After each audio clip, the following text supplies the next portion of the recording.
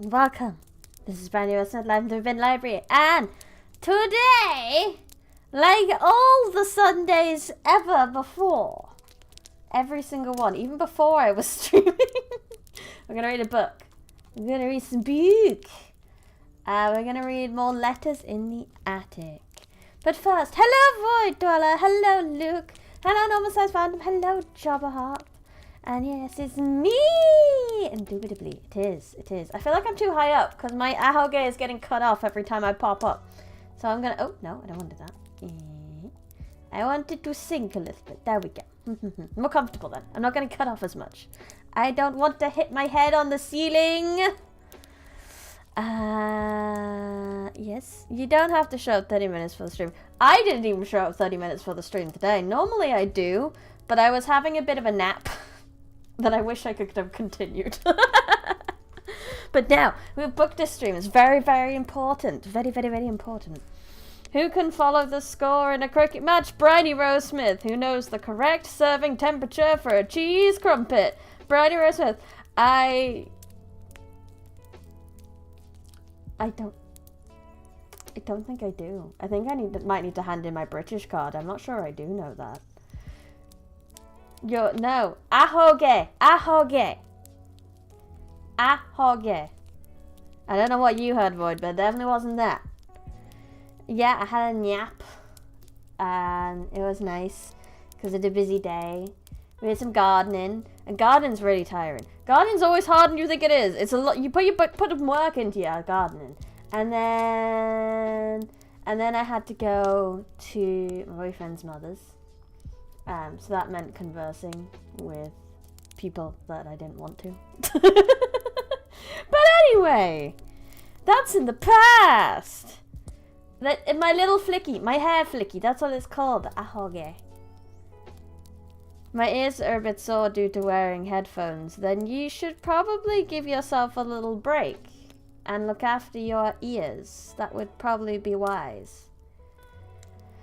Until then, ew, people truly are the worst kinds of people. I know, people suck. She did give me cake though, because it's my birthday next Friday.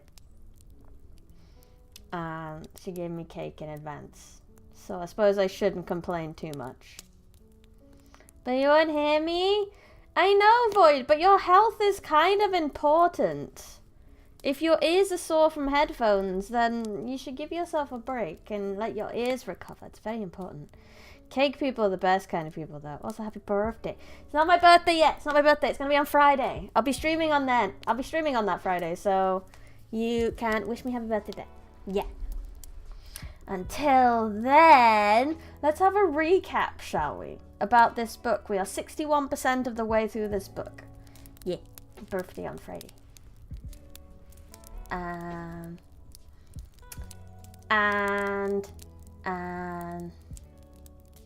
Yeah, my birthday's on Friday. It's the 19th.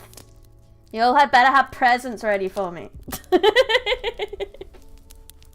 Or at least well wishes. Yes. So Cammy, poor Cammy, she moved. Happy 19th birthday. Yes, totally. I'm gonna change from being a grandma to a teenager. So Cammy moved to Green Peaks because her dad drunk drove 2 kids off the road and the entire town hated her since then. All the hate that they would have had for the father for doing that kind of rubbed off on her and her mum. So they were kind of driven out of town, basically. And they moved to a town called Green Peaks, where her mum's sister lives. Her uncle is principal of the school, and she went to the school, and the school was like, and it wasn't too bad, actually. She made some friends. She's part of the art club. She was doing all right. She explored her house, and in the attic, she found an origami bird that she unfolded, and it was a love letter. And it was so soft. And she put it in her pocket and kept it because it made her feel happy. And something about sending me gifts. Yeah! You have plenty of ways to give me money. Therefore, send me gifts. I have set up a Throne account where you could buy me stuff, but I don't know what to put on it, and it feels weird asking for things. I was thinking about using it for like particular games that I know people want me to play. So like the second Higurashi chapter, Inscription is one. Lucas keeps going on about a lot, and other things. So I might try get that set up a little bit more before then. And then if anyone actually does want to get me a gift with that is actually something, they can buy it off there. Gunpla! That's true. I could get people to buy me Gunpla because then I can build it on stream. But I do have to make sure it's a stream where my boyfriend's gonna come home in case I fail. In case I need someone to help me with the arms again. Because I do have a second. We still have that purple one to do. Throne, can you put links in the description? No, it's not set up yet. It's not set. Well, I have the account, but it's not set up properly. I think it's only got the Higurashi on there so far. But I'll put links maybe in the Discord once it's done. No, you. No, you. Luke, stop it. Luke, stop it. Why are you gonna be like love bombing? This is love bombing. That's what cults do. Stop it. No. Can you buy me a throne? That would be lovely. And you probably could through throne, I'm not gonna lie. No, you're too late. Shut up. I don't know. Anyway. Lobs bombing. What was I saying? So she moved. Yes, and she found the love letter in the attic. She checked up there the next night because she was moving boxes and found another love letter, one that actually said her name, so it is actually for her. Oh my god! And then she the next night it said it was going to leave a love letter every night, so she tried to hide in the attic to see if she could catch the person doing it. But the little bird origami flew in the window on its own like magic. So she decided to do a plan of throwing a paper aeroplane out while the bird was coming in, and ended up communicating with her secret admirer, and found out that he is a witch who lives in the woods with a small coven that got chased out of town 100 years ago. And his name is Ezekiel, also known as Zeke. Meanwhile, a young girl goes missing. Next, and she starts to sort of basically date this boy in secret, because obviously she can't tell anyone about the witches in the woods because that would get them into trouble. And then some bodies start turning up, all in the vicinity of the woods. Young girls are getting murdered. She's pretty sure it's got nothing to do with her witch friends because she went to go see them. She took part in this ritual thing. She understands the people a little bit more. But her uncle pretty much told the entire town that it's gonna be the witches. Which is terrible. Imagine if Witch Dude did a prank on the uncle. I doubt that would happen. And now she's being told off by her uncle. No, she's trying to talk to her uncle about what they think happens with the cursed woods, because she wants to hear the other side of the story. She's heard the witch's side of the story from 100 years ago, but she wants to hear about the other side. So we stopped just before her uncle was going to start telling her the story of what happened 100 years ago from the humans' point of view. So, after I have a small sippy sip of my water, we shall begin. Okay, let's begin after the question. What question do you have for me, Luke? Give me a question.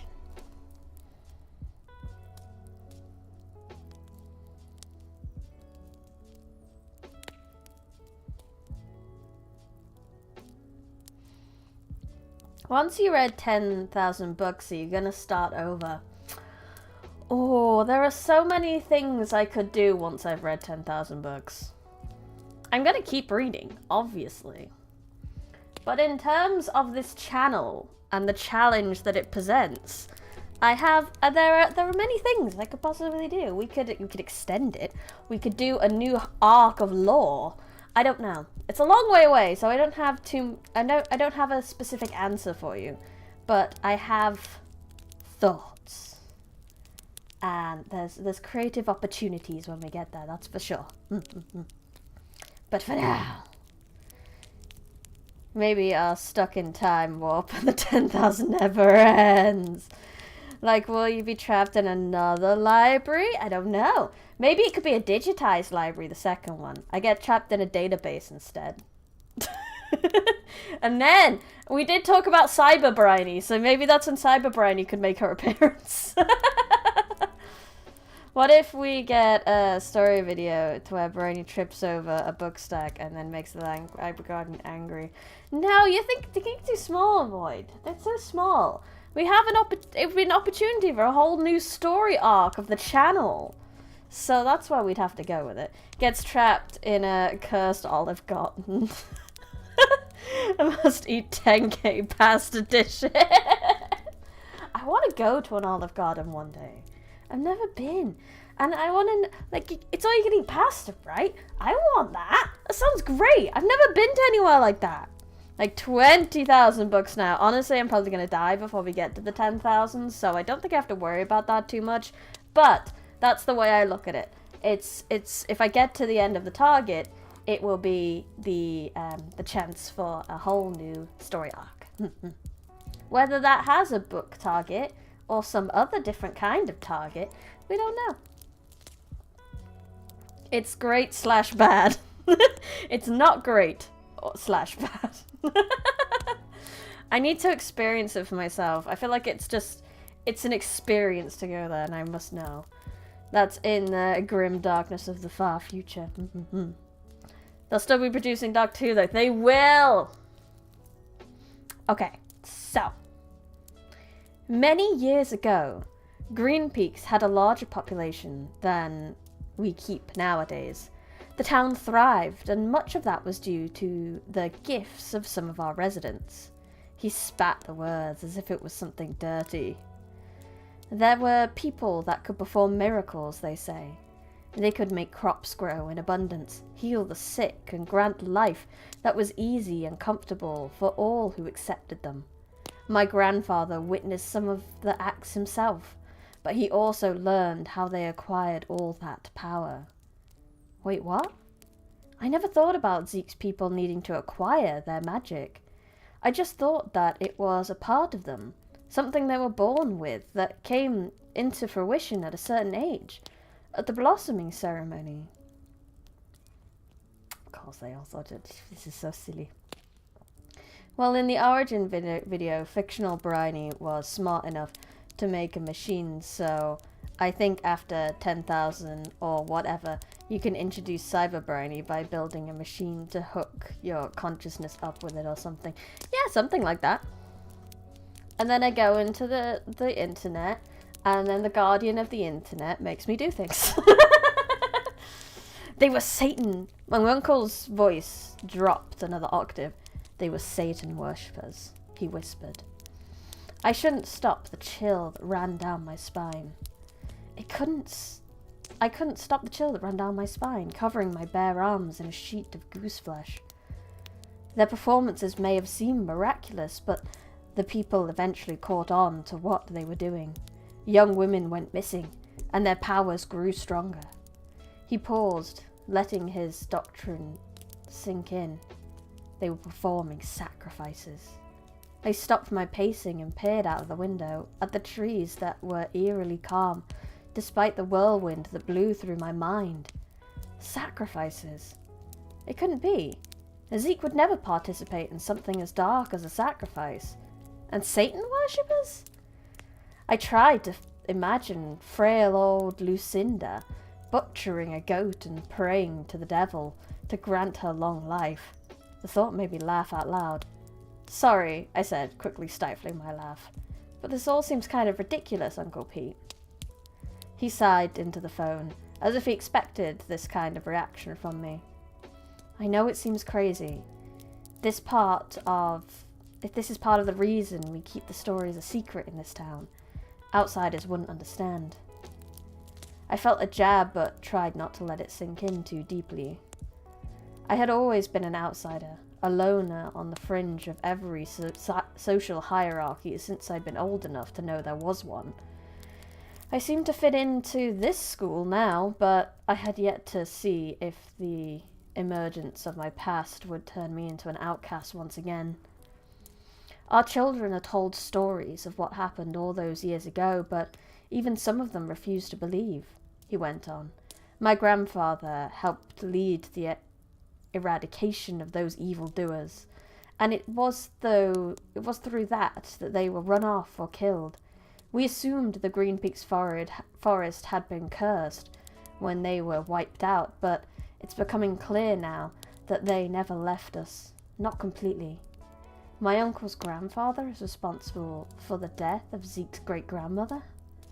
Perhaps I should have been more concerned with the possibility of the old coven leader performing sacrifices, but all I could think about was a screaming child and her mother carrying her through the woods while the torches and gunfire closed in on them. If witches truly had sacrificed innocent women all those years ago, were the townspeople's actions justified? Children were killed in that massacre. Did they deserve to die for the sins of their parents? Blood had been shed on both sides. Would this cruelty of this world never cease? It doesn't justify it. It doesn't matter if you believe it or not. Uncle Peter sighed. Just promise me you'll stay out of the woods. It was phrased like a question, as if he knew ordering me to obey would likely result in the opposite outcome. I still didn't know if I believed Zeke's people were responsible for the murders, but I would be smart to keep my distance until I knew for sure. Okay, I agreed reluctantly. Good girl. Is there anything else you want to talk about? I shook my head again. No, I think that's it for now. Thanks, Uncle Pete. I could hear the smile in his voice when he replied, Anytime, Cammy. I'll see you at school tomorrow. No, they worship Stan, the local CPA. He's really good at spreadsheets. Ouch. Ouch. Uncle Guy reminds me of Mr. Satan from Dragon Ball Z now. Just imagine Hercule and her uncle trying to explain the forest. I don't know how you've made that connection, but I guess blood has been shed, Jerry. Yeah, why'd you murder all those girls, Uncle P? That's the vibe I'm getting, honestly. I don't trust this uncle at all. I don't know why. I just get bad vibes, which is why I could never imagine Hercule. I could never. I set the phone down on my desk and returned my gaze to the window and the silent streets beyond. Silent trees beyond. Creepy uncle vibes. Creepy uncle vibes. Creepy uncle vibes. I said that I wouldn't enter the woods. I didn't say anything about talking to one of the witches myself. After weeks of not being used, it looked like the attic would be our medium once again. Dinner was quiet that night, the silence only broken by our forks and knives grating against the glass plates as we cut our chicken. It was evident that my mum had been informed about the latest death. When her hands weren't busy dicing the chicken into perfectly even cubes, they were wringing the napkin in her lap or tapping an uneven beat on the table. Her eyes swept the room constantly, darting towards every creak of the house like she was expecting the killer to drop in and join our evening meal. When our plates were finally empty, I all but ran into the kitchen to clean up the mess. I was ready to escape to my room and prepare myself for a midnight meeting with a possible murderer. I had almost made it to the staircase before my mother stopped me. Camilla, wait. Great. She's my full name. Here comes a serious talk. I turned around and raised my eyebrows. She stood in the doorway of the kitchen, her red fingernails flashing as she continued to worry at a napkin. I heard about your art teacher. Obviously, I thought dryly. Just look at the state you're in. She continued to shred the paper into little pieces, seemingly oblivious to the mess she was making on the floor. Are you okay? She finally asked, looking away from the remnants of the napkin to meet my stare. The hollowness was back, her eyes as deep and empty as a freshly dug grave. I had to avert my gaze, afraid that yawning pit might swallow me whole too. I shrugged my shoulders. I'm fine. I lied. I wasn't in the mood to get into it with her. I had too many other things on my mind to want to stop and talk about my feelings. I watched her cross the room from the corner of my eye. I'm here for you, honey, she whispered, pulling me into her arms. Her warmth pressed against me. I realized how cold I had been. A part of me wanted to break down and cry, to let loose everything I kept bottled up inside and give the burden to my mother to carry. She'd never been the one to take the burden from my back, though. That had been my dad. My mother had shouldered enough burdens on her own lately, with the loss of her husband and most of our money, and I knew she couldn't handle both our weights on her own. Maybe she felt guilty for never asking me about the bullying and was trying to make up for it now, but I wasn't going to cry in her arms to make her feel better. I wasn't ready to give up my burdens yet. I pulled away and looked into her eyes. It's fine, Mum, I said gently, trying to communicate everything I felt in those simple 3 words. Oh, Bryony, are you going to do book milestone streams? Yeah, probably for each K, definitely. Obviously, we're pretty close to our first 100, so I'll probably do one then. We did say something about doing maybe a tier list of all the books I've read in that first 100, or something like that, but yes, most definitely.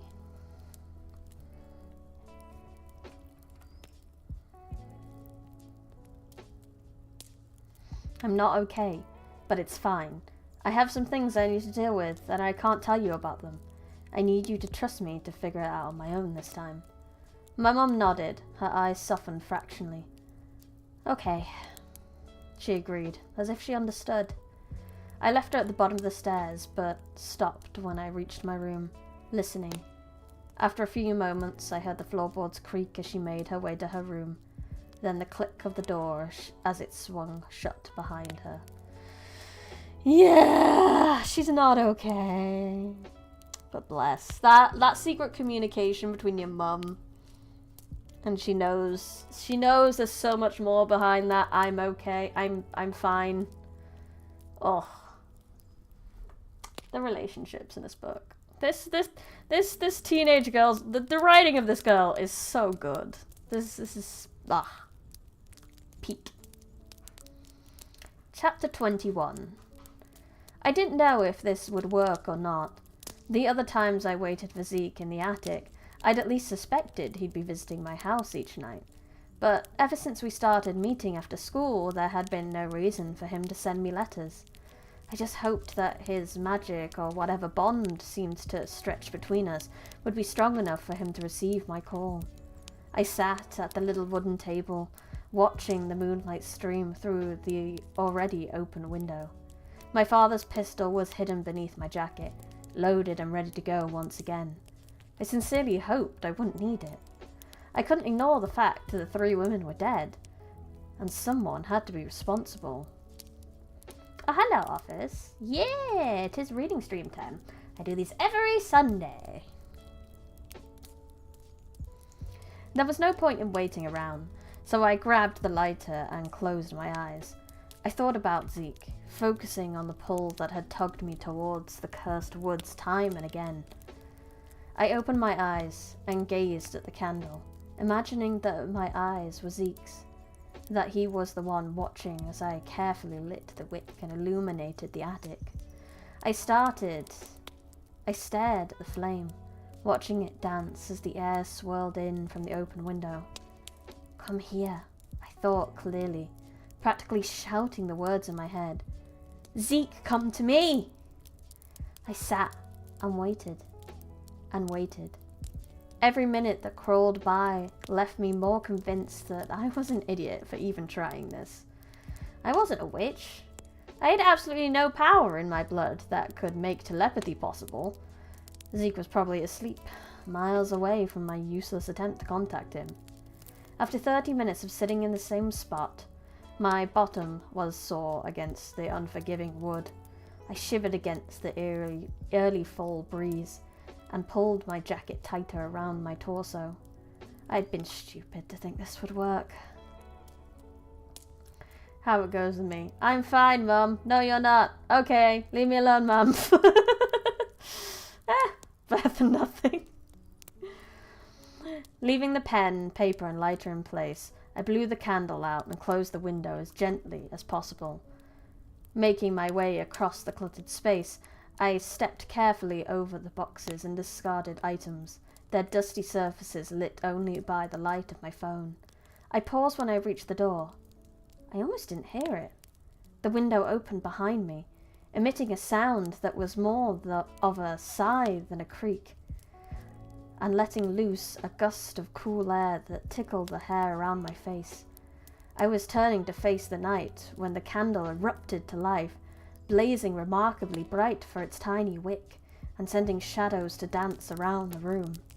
I dropped my phone and hurried to the table, arriving just in time to catch the paper bird that flapped determinedly through the window. I barely waited for the wings to stop moving before I ripped the letter open to look at the familiar cursive. "What's going on? Are you okay?" The words were smudged and messy from writing in such a hurry, but there was no need for him to sign it. I'd called for Zeke, and he had answered. "I'm fine," I wrote quickly, "but I can't meet you after school tomorrow, and I need to talk to you." I threw the aeroplane out the window and watched the darkness swallow it whole. I looked down at the yard below and could barely make out the dark shape of a figure huddling against the garden bed. The second bird appeared a moment later, its white outline emerging from the darkness like a star that had finally broken through the cover of the blackened clouds. "I thought something had happened to you. Do you want me to come up there to talk, or would you like to sneak down here?" "Oh, I never even considered waiting for him on the back porch. I had needed to talk to him, and the attic was where we talked. This dusty, neglected room would always be our place in my mind, even if it wasn't necessary now that we were meeting in person. I knew I could easily sneak outside, especially if Zeke used magic to muffle the creaks of the house to prevent it from alerting my mother, but the weight of my father's pistol pressed against me, a silent reminder that Zeke might be dangerous. If I was about to address the possibility that Zeke's coven was performing human sacrifices, I might want to keep some distance between us. "Can't risk it," I wrote, admitting the fact that his unpredictable reactions was the thing I can't be risking. "Can we talk like old times?" When the next bird swooped in the room, I immediately noticed that it was different from the others. Its wingspan seemed wider, its head all but non-existent, and thick black lines marred its white surface and stopped me from ripping it open. "Hold to ear," the scrawled words read.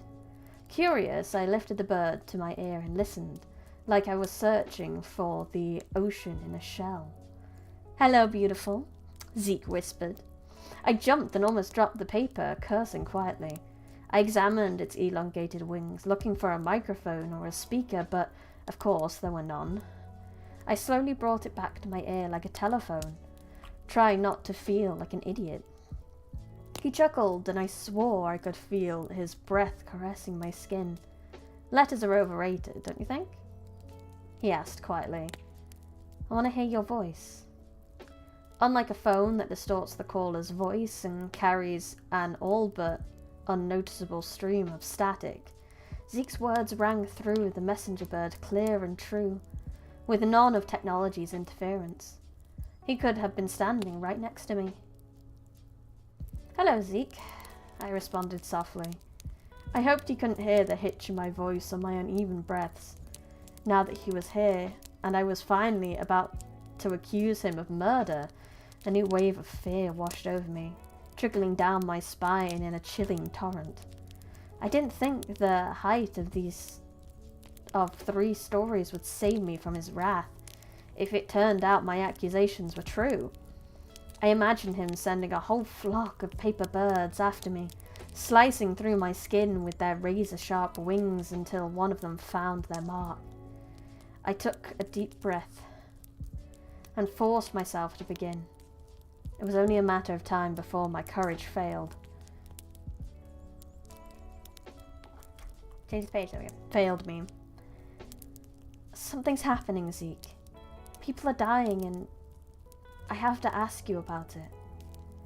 I told him about Heather disappearing the first day we officially met.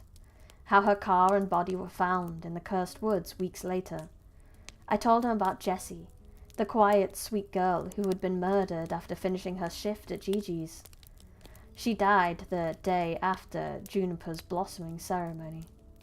The wheels in my head spun as I realized this would have been the perfect time for sacrifice, right after such an important ritual, but I kept the thought to myself and went on. I recounted the most recent death, my favourite teacher. I couldn't stop the tears from running down my face.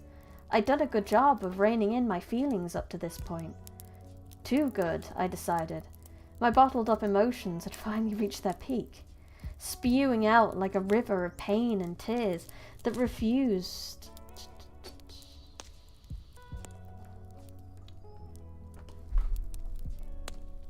to be kept inside a moment longer.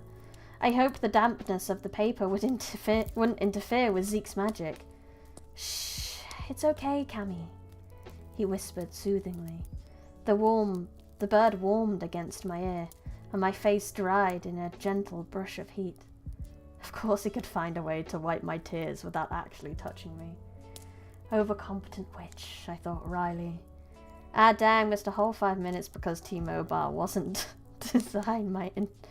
wants to design your intimacy. Boo! T-Mobile. The wheels in my head go round and round, round and round, round and round. Wheels in the head go round and round, and maybe there's a thought sometimes. I sniffed and sucked in a breath, steeling myself to ask the crucial question. Do you and your coven know anything about the murders? I hadn't accused him. Not yet, at least, but the real question was evident in my tone. Are you responsible? Did you murder my art teacher? Zeke went silent. I felt the air still around me, as if the night was holding its breath. His reply came a moment later. I couldn't ignore the hurt in his voice. You think we had something to do with it? I closed my eyes. No matter how many times I imagined the conversation in my head, nothing was harder than the real thing. All of the bodies were found in and around the forest, I hedged. A sigh reverberated out of the bird, tickling the hair around my ear. No, Camille, Zeke said firmly. My people had nothing to do with this. I waited, unsure how to proceed. But, he added finally, I've known about the murders for a while now. I sat in the chair and listened as Zeke recounted his story. As magic wielders, Zeke's people were acutely aware of the energy around them. Over the 100 years of living in the cursed woods, they had become one with the forest's energy, their awareness stretching as far as the trees spanned. On the day of Heather's murder, the witches felt the energy in the forest shift. Something evil had encroached on their land. It took us all night to find the body, he said heavily. We're all experienced hunters, but finding the source of that pain was something none of us had done before. By the time we arrived, the killer was gone. Camille, that's her name. Camille.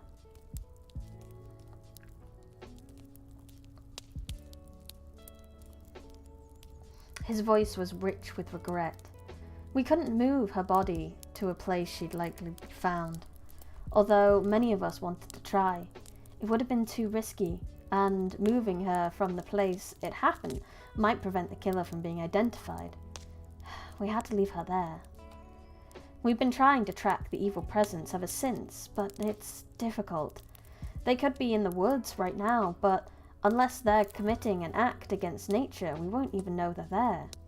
It felt different after your teacher, though. It's like every time they take an innocent life, their beacon becomes stronger, easier for us to track. I just hope next time we're able to stop them before it's too late. Zeke ended his narrative with another remorseful sigh. He'd known about the murders even longer than I had. Why had he kept them a secret from me? How could I trust he was telling the truth now? Why didn't you tell me? I didn't want you to think we were responsible. Not when I'd finally convinced you to meet me. You were everything to me. You still are. I didn't want to ruin it. I thought about that for a moment. Certainly, if he planned on murdering me, he'd had plenty of opportunities to do so. If they needed a sacrifice for June's blossoming ceremony, wouldn't it have been easier to use me? I'd walked right into the heart of their coven, a much easier sacrifice than sneaking into our town to find Jessie. My uncle could have been wrong. In a town where rumours and legends were passed around as frequently as favourite recipes, it was more than possible that he'd been fed false information. So you don't perform sacrifices? My voice was small as I anticipated his reaction. Zeke laughed in my ear. I unclenched the fist I'd been holding. Of course not, he managed to get out. And then, with a little less humour, did you really think we were capable of that? Of course not, I mimicked quickly. But my uncle told me some things and, well, it doesn't matter. I just had to be sure. I tried to ignore the voice in my head telling me he could be lying, manipulating me into believing him, but this was Zeke. After all the times I questioned him, believed him to be a stalker or even a ghost, he'd always turned out to be exactly what he said he was. He was a boy, a magic wielder, who happened to have very strong feelings for me. Perhaps even love, although neither of us had worked up to using that word yet. After all the craziness that went into this relationship, I couldn't stop myself from trusting him. I needed to trust him. While I wasn't looking, Zeke had become an irreplaceable person in my life. I would follow my heart where he was concerned, even if it ended up getting me killed. I'm glad you're not a murderer. I got raided! Tell her the Vtuber, thank you for the raid. Welcome.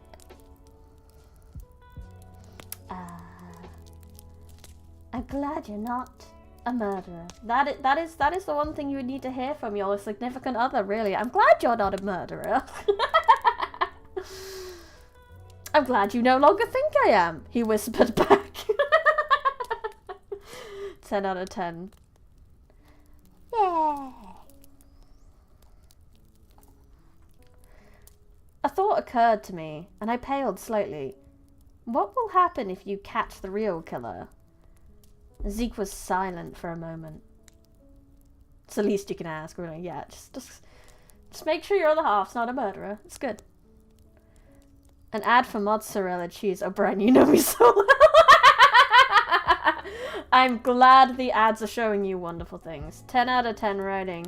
Should sell 10-step writing course. Maybe, talk to Meredith Lindsey about that, because her writing has been really good, to be honest, so I would 100% suggest that.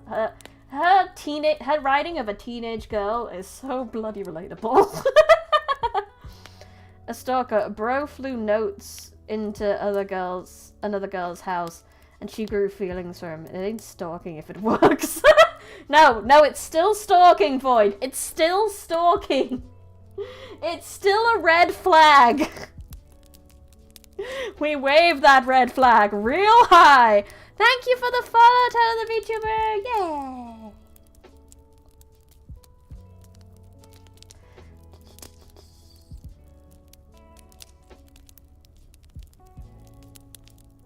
Zeke was silent for a moment, but I felt the bird buzz with a sort of electricity, as if it couldn't contain the fury of the witch who had created it. They killed on our land, he said softly. We'll make sure they pay the price, pay for the lives they stole. I blanched slightly at the coldness in his voice, but I couldn't disagree.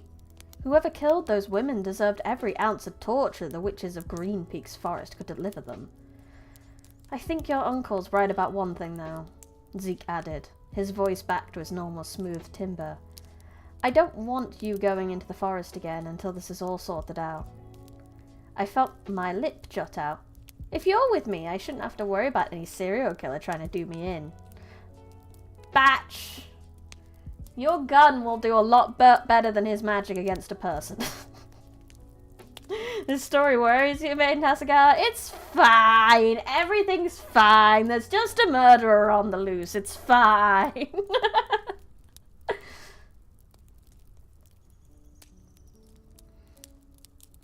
There would just be the task of explaining to my mother why I was hiking in the woods when the whole town was forbidden from entering its depths. Not to mention I'd promised my uncle I'd stay out of there, but that was before I knew Zeke's people weren't to blame. We had to find some way around this nonsense. No, he asserted, his deep voice taking on the quality my dad had always reserved for ending arguments. I won't risk you getting hurt. We'll have to come up with another way to meet. I pouted as I once again imagined how my life would be if Zeke was suddenly ripped from me. I remembered the depressing days after my father's death, the fear of never fitting in, the way I had come to loathe myself. Zeke had lifted me up out of that dark place, had helped me realize I wasn't the despicable person I'd painted myself to be. I needed him in my life, and I'd hunt down the killer and bring him to justice myself if that was what it took. I thought of Mrs. Carson and was hit with a sudden inspiration. I think I know of a way we can see each other. It's not her boyfriend, so it's fine. Exactly. But if you like your stalker, why is it still a red flag? Void, this is very different. This is a very different situation, and even the main character has pointed out that any logical person should not be in this situation.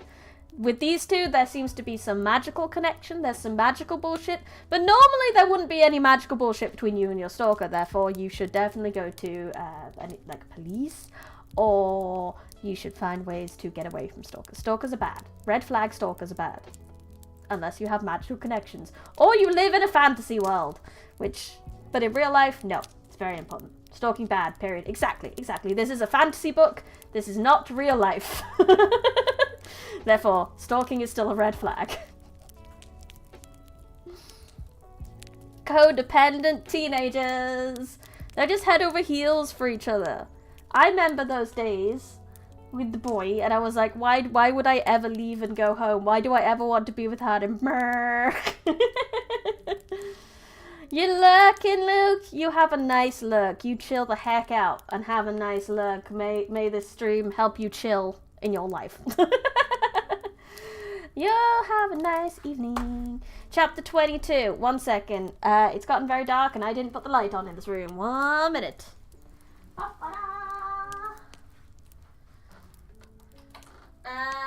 Let me just... Gotta close the blind. Let's not light pollute outside.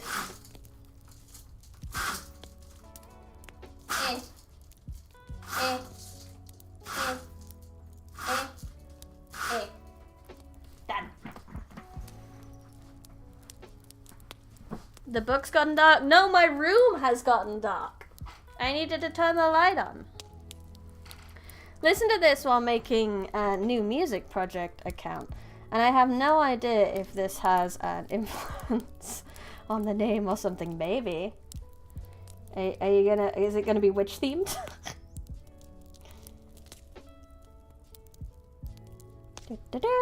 Righto. Chapter 22. Actually, no. Quick drink. Middle chapter drink.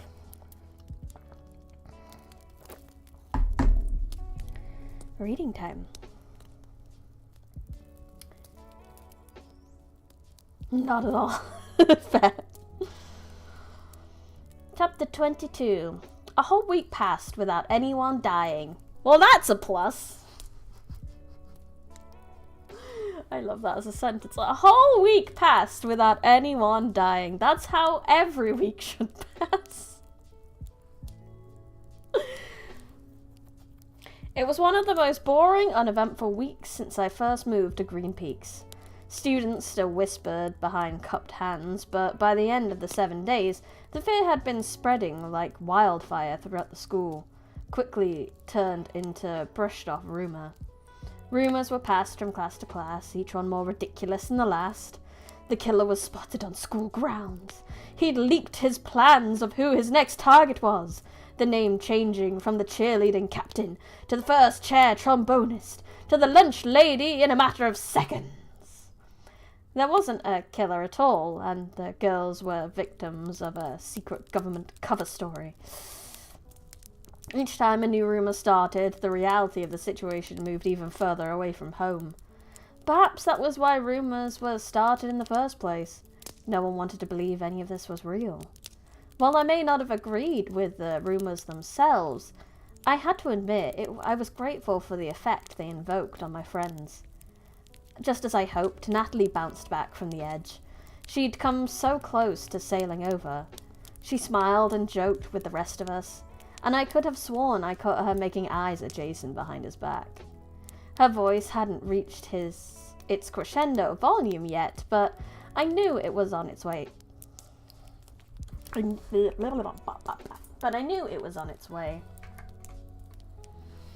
Despite the threat of the serial killer at the backs of our minds, things were returning to normal. The cafeteria was as loud as ever when we sat down to eat that Friday. Jason crunched his potato chips noisily and had to shout to be heard over the other conversations. I heard Harvey Waldrop is having a bonfire tonight. Anyone want to go? Fire, you say? Yay! Carly's fork dropped into her tray with a clatter, splattering spaghetti sauce over her denim jacket. I openly gaped at him as well.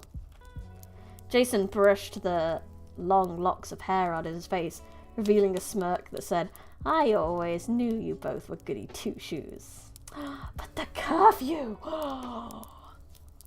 Rumours. Did you know that the witch actually lives on an island called Rakinjima and actually owns 10 tons of gold?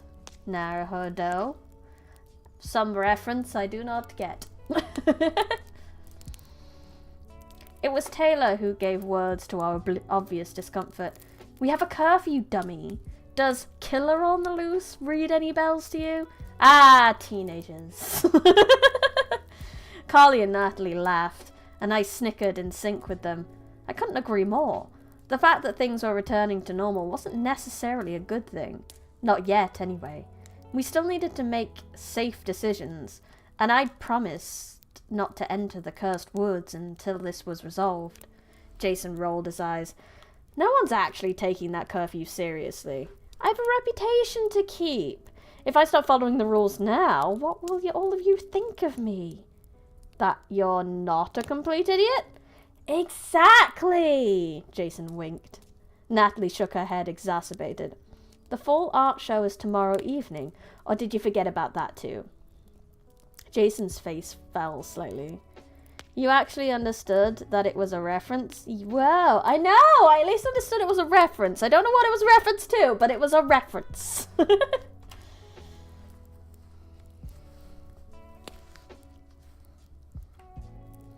If you get yourself in trouble and miss out senior year, I won't just be thinking you're an idiot. Jason's eyes turned soft as he peered at her questioningly. He placed his elbows on the table, resting his chin on his raised knuckles that held remnants of blue and yellow paint once again.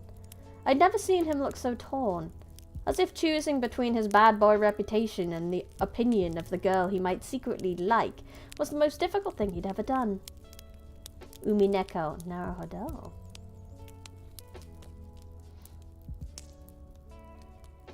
After a moment of unbroken staring, he dropped his gaze and muttered, I'll think about it. Bless.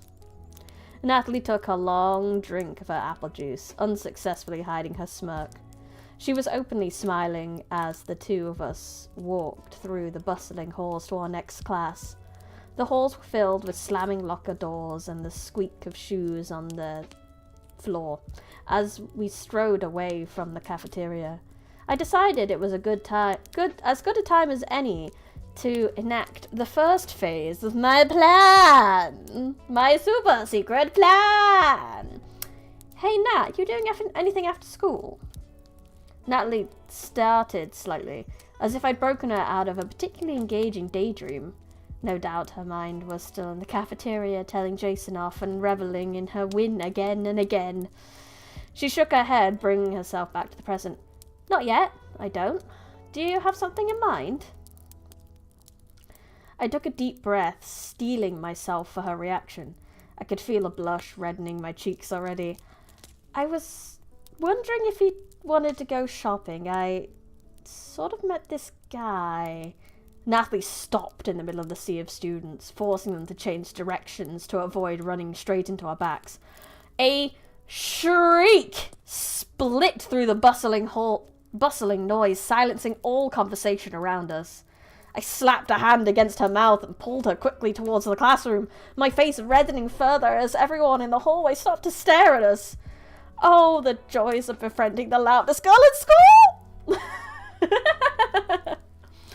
Why didn't you tell me sooner? Natalie demanded in her truck after the final bell rang. It was a miracle she made it through the rest of the day without spontaneously combusting. Within the short walks between classes and the few notes she managed to pass without our teachers noticing, I'd given her very little information about Zeke. Of course, what information I had given was total bogus. I shrugged my shoulders at her question. Where to begin? Because he was a witch living in the outskirts of society who blamed the citizens of our town for the deaths of his ancestors. Or maybe because up until very recently I thought he had something to do with the murders, might have even been the Green Peak serial killer himself. The list was endless. The truth was, I needed time to come up with a valid story that might explain away some of Zeke's weirdness. Monoliths of the past, hello! Welcome to the present! Joaquin Valentina AR. Wow, this is a very nice project. I wish we had smithing like this in my country.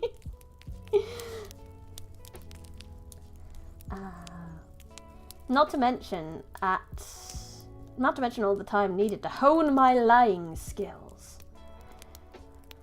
I guess I was embarrassed, I mumbled sheepily. My face still burned from her overzealous reactions, making my act more believable. We met on Facebook, and I didn't know how you'd feel about me talking to a guy I met online. You have him on Facebook? She squealed, bouncing up and down in her seat, making the already rickety truck shake even more on the bumpy road. Show me a picture, now! By the way, your voice is perfect for this. One of the very few times I would rather have someone read a book to me than reading it myself. Aw, thank you. Glad I am doing a good job. Yay. Not to be mean, but who uses Facebook anymore? I don't know when did this get published? Should we have a look? Should we have a quick look for the publishing date of this? Date. Oh, that was when it was added, not when it was published. Because that was one of my biggest issues when I wrote my book, was when you're writing your book, obviously it's not going to come out till later. So your references may be outdated, or when you come to the sequels, I had this issue in one of my most recent ones. It's not published yet, but I wanted the characters to be playing a Nintendo Switch, but I realized I set it before the Nintendo Switch came out, so I just decided mine was a universe where the Nintendo Switch came out earlier. I wanted them to be playing Smash Bros. But the Smash Bros wasn't out yet. Meredith.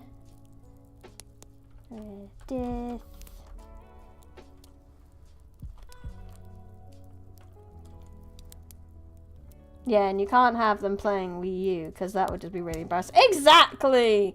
The characters wouldn't be cool if they were playing the Wii U. And they were cool characters. They were on a boat. They're on a cruise ship. Who places a Wii U on a cruise ship? Like that's just silly. It was actually published in 2023, so only last year, actually. So maybe they wrote it a while ago, but they didn't actually manage to do it. Writing hacks makes your story's alternative universe where consoles release earlier. Exactly! If my universe has superpowers, then evidently someone just thought of the technology earlier. Easy! Easy! Normal size fandom. I have a Wii U, but I don't use it. I technically have a Wii U, but when I moved out of my parents' place, I left it behind. So I think it's still at my parents' collecting dust. Anyway. Crap. I'd have to come up with better lies if I didn't want my story to be to immediately crumble apart. I can't, I sighed dramatically, as possible. His sponsor family made him get rid of it because they're so strict. I didn't save any of the photos before he had his profile taken down. Natalie made a sound that was something between a groan and plea. You said he's a foreign exchange student from Canada? Which school is he going to? Saratoga? I quipped, grateful she'd accepted my excuse so easily. I can't believe you're dating a panther! She groaned again. The known rival between Green Peaks and Saratoga was one of the reasons I'd chosen it to be Zeke's fictional home. I knew Natalie wouldn't have any friends over there to fact-check my claims. They're not all bad, I winked. Natalie giggled again, and I knew she was enjoying our conversation immensely. She was in her prime, talking about boys with her best friend. I almost felt bad for leaving the juiciest details out, for robbing her of such a fantastic story. But Zeke's secrets weren't mine to share. We were still laughing when we pulled off the highway and turned into Rawlins, giving me my first look at the town my mother claimed held everything I'd ever need.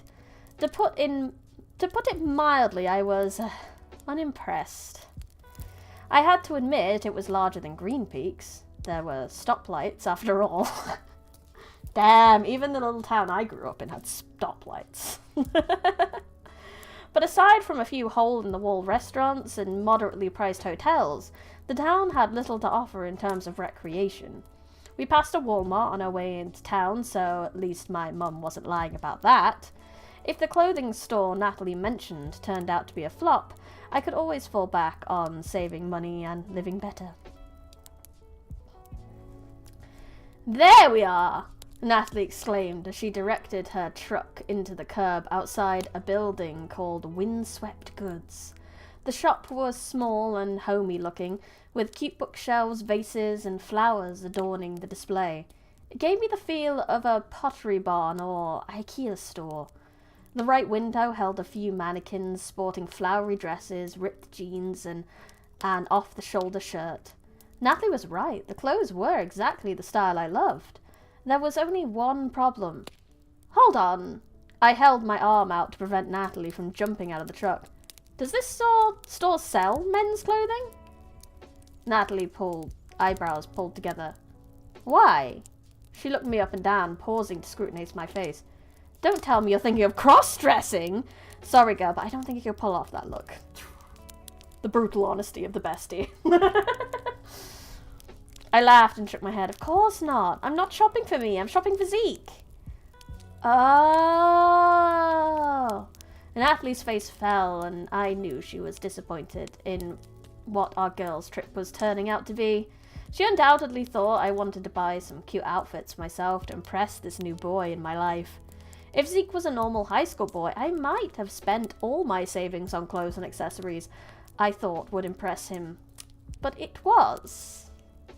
as it was, I could probably show up in a potato sack and Zeke wouldn't know the difference. All my outfits seemed alien to the leather skins he was accustomed to wearing. There's a thrift store a couple blocks down. Want to try there? I nodded enthusiastically, and the nearly empty wallet in my lap breathed a sigh of relief. The dull brick building was certainly harder on the eyes than Windswept Goods had been, appearing almost industrial from the outside. But as we neared the front door, I could make out men's jeans, t-shirts, and a few shabby-looking suits through the darkly tinted windows. Why are you buying Sikh clothes anyway? Natalie asked as we walked through the front door. We were blasted with a rush of air that smelled like old books and a scent that reminded me of my grandmother. That is the distinct smell of charity shops. My mind started scrambling once again. Why did Natalie have to be so inquisitive? Normally she was happy to talk my ear off in a constant stream of stories and gossip, barely giving me time to get a single word in. Of course, she'd picked a day to ask a million questions. It's his birthday this weekend, I stuttered lamely. And Canadians regularly give clothes as gifts. Yay! Let's pretend it's a cultural issue. My cheeks were heating under the pressure of the ill-concealed lie. I quickly changed tactics, lowering my head and lifting my shoulders slightly, trying to make myself look smaller in embarrassment. I just thought it'd be nice to find him something. Do they? I have no clue. If there's any Canadians in the chat, then please confirm or deny. Or if any Canadians watch this VOD later on, put it in the comments, confirm or deny, please. Wait, charity shops smell like grandma? Oh, hey, Bryony, the book is saying charity shops smell like you. No! Not like that. I don't smell like, oh god, I smell like, oh my god, I probably do smell like a charity shop. At least I do when I'm in the Forbidden Library, because I don't own that many old books normally, so... Shit.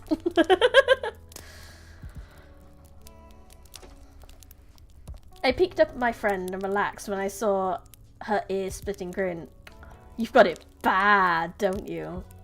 I blushed even more and allowed her to pull me deeper into the store. My subconscious wiped the bead of sweat away from her brow.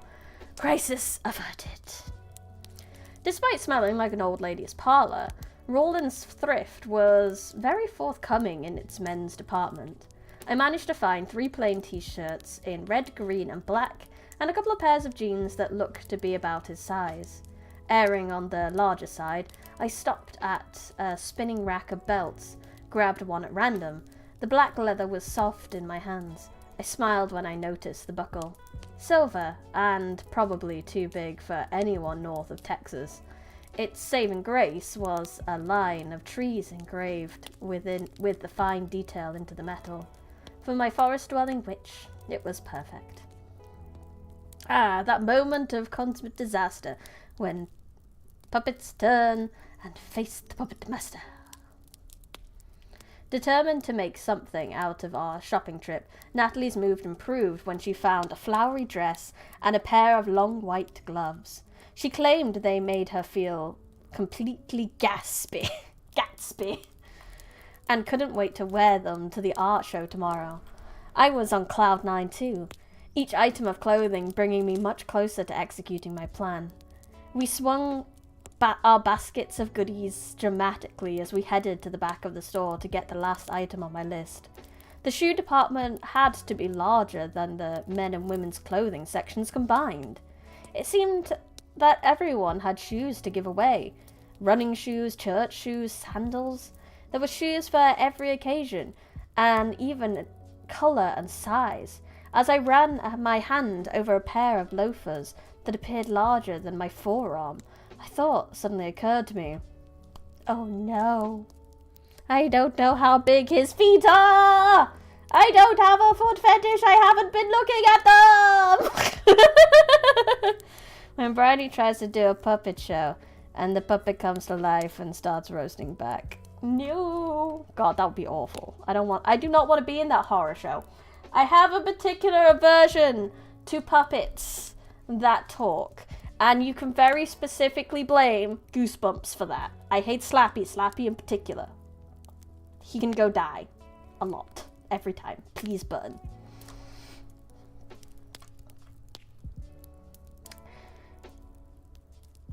How was I supposed to know how big his feet were? All that time I spent staring at him, memorizing the lines of his face and admiring the bulk of his muscles. I never once stopped to examine his feet! I'm guessing you don't know his shoe size. Natalie laughed as she came over to join me.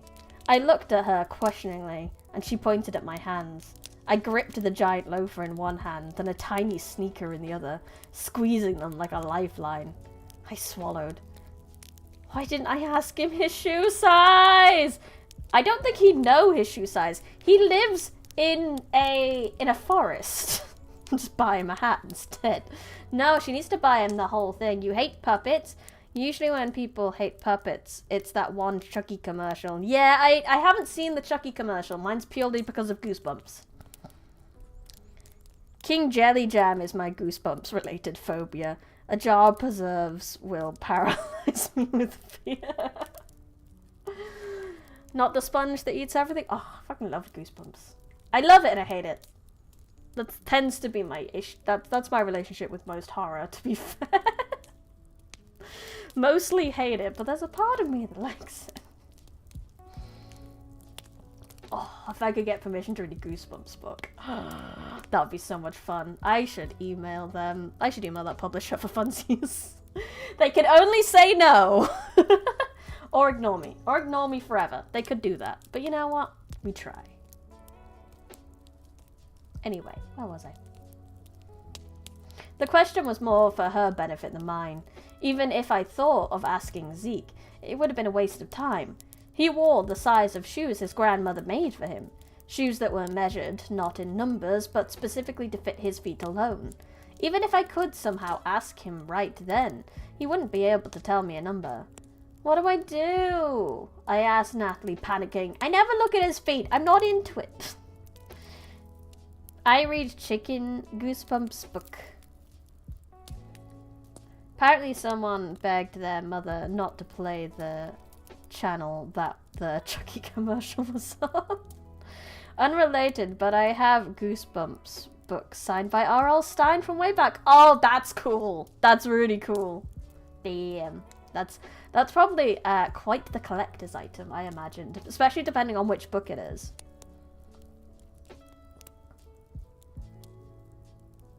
Natalie cocked her head to the side, thinking. After a moment, her eyes sparkled, and a mischievous grin spread across her face. How big are his... Oh my god!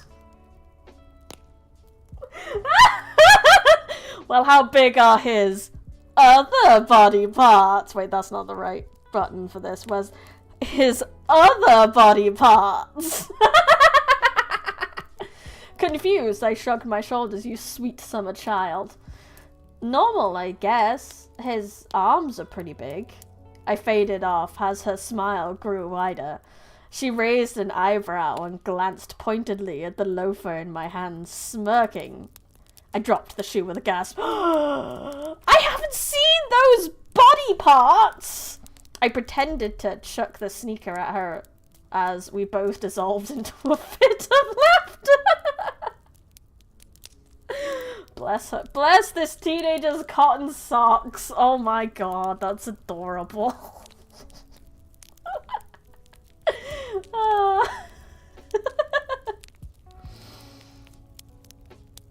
I was aware of people staring at us openly. An old lady in a uniform pursed her lips at her, but it only made us laugh harder. My face was beet red, but I didn't care. Tears streamed down my face and my chest ached painfully as I tried to breathe around the uncontrollable spasming in my diaphragm. I was the happiest I'd been in weeks, draped over my best friend laughing on the floor of a thrift store. That was wonderful. Was she talking about his hands? No, my sweet summer child. She was not talking about his hands. My immature self would have laughed straight away. Yeah. I don't know his foot size. I'm not Quentin Tarantino exactly.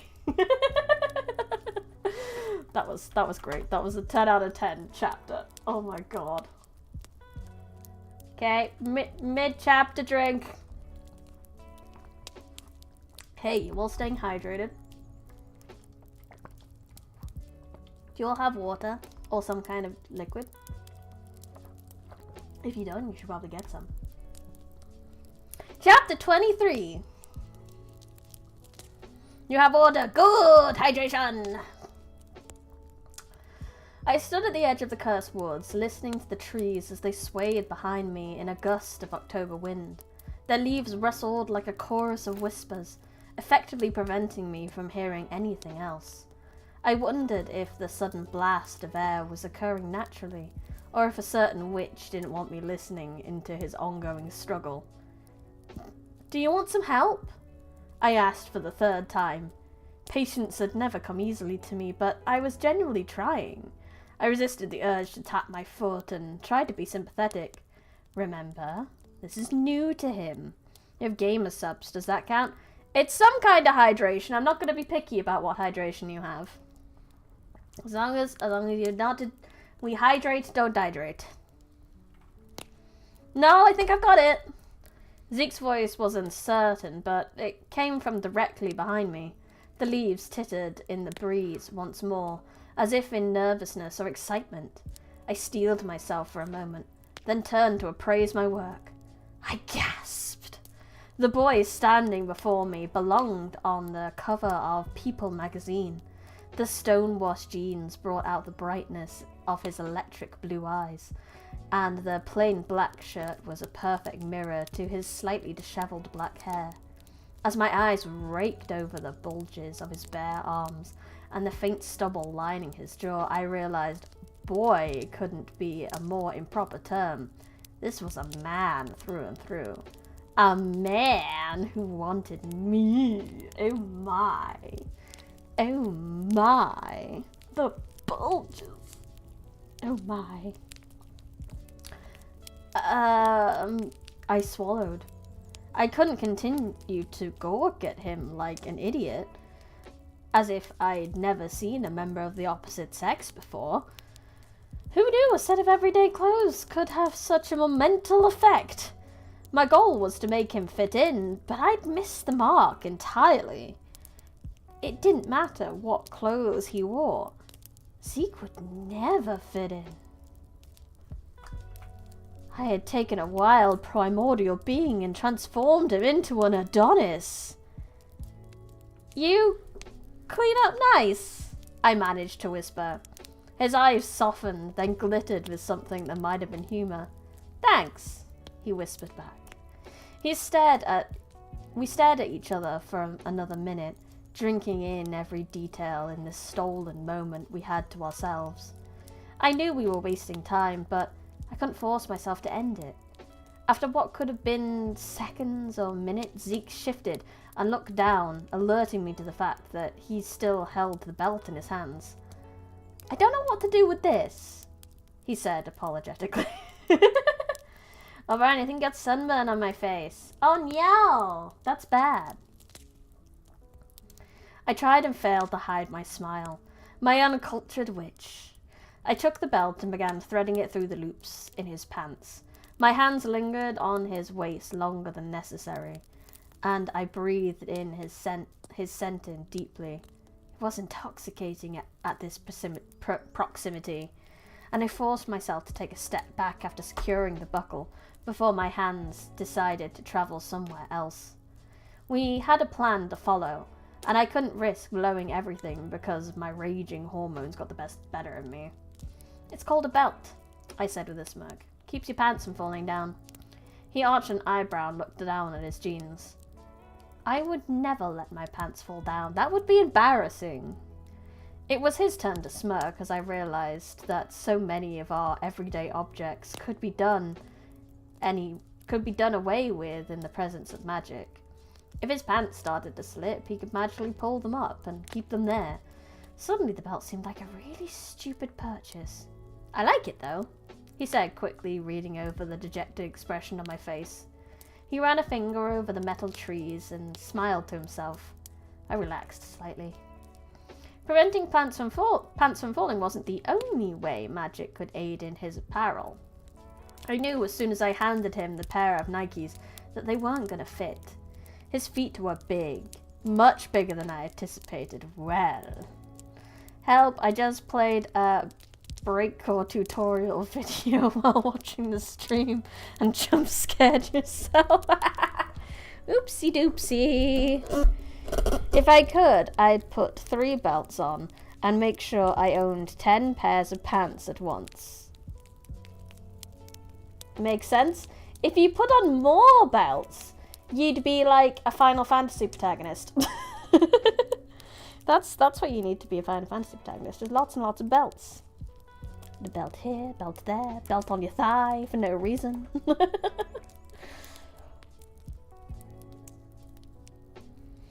But instead of handing them back and asking for a larger pair, he sat on the ground and brought the left one up to his foot. As he slipped his toes into the opening, I watched the shoe grow before my very eyes, stretching around his foot until it fit as snugly as if it had been tailored for him. He proceeded to do the same with the other, and just like that, he had a perfect set of shoes. My mind jumped back to our joking the day before. What other things he could magically enlarge? Oh my. Oh my, the teenage horny brain is real. If he wanted to. I choked down the bubble of hysterical laughter as I turned towards the house. As I slipped my hand into Zeke's and led him up to the porch, I wished for the 100th time that I could share my secret with someone. Natalie would absolutely lose it if she heard my absurd speculations. I wanted to talk about Zeke's magic, joke about the possibilities, and have a normal female conversation about the guy I was falling for that wasn't threaded with lies. I knew I was being selfish, though. The safety of Zeke and his people was infinitely more important than my desire to gossip with my friend. My mum should be here any minute, I murmured. The porch steps creaked beneath our feet as we climbed slowly up to the house. Do you want to wait inside or stay out here?